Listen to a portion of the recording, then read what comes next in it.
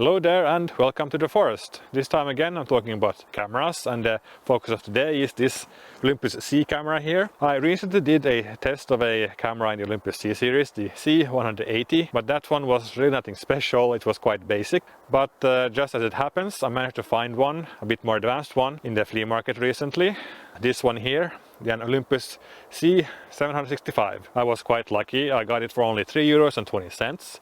Of course, it did not come with a charger and no memory card. I didn't even know if it worked or not. Fortunately, I had bought a suitable charger and memory card at home, so it was worth the risk, I thought, and well, eventually it works, so I was quite lucky there. The Olympus C-765 Ultra Zoom was released in the year 2004.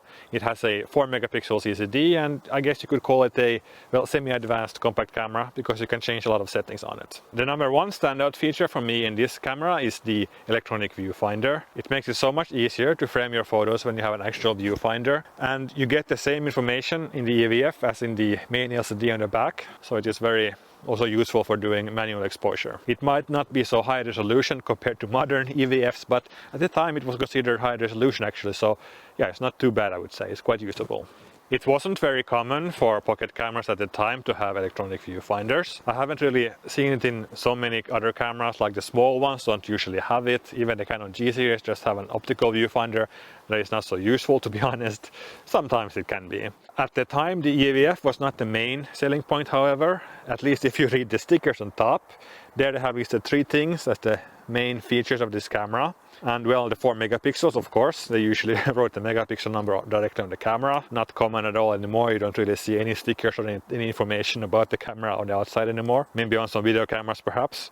And then we have 10 times optical zoom, and the UC in the name of the camera stands for ultra zoom. The lens has quite a reach, and in 35mm terms you get a 38 to 380mm zoom. So it's quite a good reach, and I really like using it. On the wide end though, it's not so good. It's like almost 40mm, so yeah. The aperture on the lens goes from 2.8 to 3.7, so that's actually quite good if you consider the reach of the camera, I mean the lens. The sensor on the camera is very small, and that's how it's possible to have the long zoom on such a small camera. I mean, this is the longest the lens goes from the camera, so yeah, that means that it doesn't have very good resolution and pixel level detail. Actually, the images don't really seem like very good 4 megapixel. They seem like, let's say, good 2 megapixel. So it might be that they interpolate quite a lot also, but I don't know, I guess the small sensor size is the main reason for it. Then the last feature on top, 40 times seamless zoom. I'm not entirely sure what that refers to. I guess it switches to the digital zoom like seamlessly from the optical one when you zoom enough, but I don't know.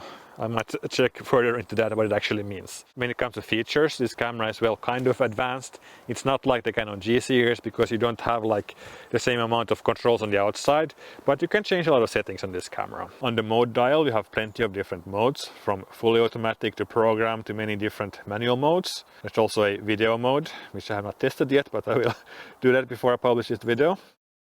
All the, let's say, important settings can be changed manually, like exposure settings, white balance, focus modes. It also has a flash, self-timer, macro mode, panorama, and several other things which I have not tried out yet. When you close the camera, it resets all your settings, and well, this was driving me a bit crazy at the beginning, but fortunately there's a solution to the problem, and it was just user error from my part. There are custom modes that you can set your preferred settings. There are 4 slots which you can do 4 different setups in. You just put the mode dial on the custom settings slot, and yeah, it will start up with your preferred settings. There are no RAW files, unfortunately, but it's not a big problem, I think. This camera works best when shooting straight out of camera. The grip is quite good to hold, nothing really to complain about there. It's kind of appropriately sized for this type of camera. Like many Digicams from this era, this camera also has a removable lens cap that you have to remember to remove before you can take pictures. Usually when you start this type of cameras with the lens cap on, you get errors and you have to like restart the camera and so on. But not on this one. They have solved it in quite a nice way. So even if you start the camera with the lens cap on, it just pushes it out. So quite nice design there. The camera uses XD cards, and these can be kind of difficult to find sometimes, but they are not impossible. They are not like smart media, which can be kind of a pain to find. According to the manual, the camera only supports 16 to 512 megabyte cards. but for some reason I can use 1 GB and 2 GB without any problem. So yeah, I don't know, maybe they did some changes before they released the camera and didn't update the manual. The batteries are lithium packs, and it uses the same battery as the Mu 400 and 500, so they should not be so difficult to find.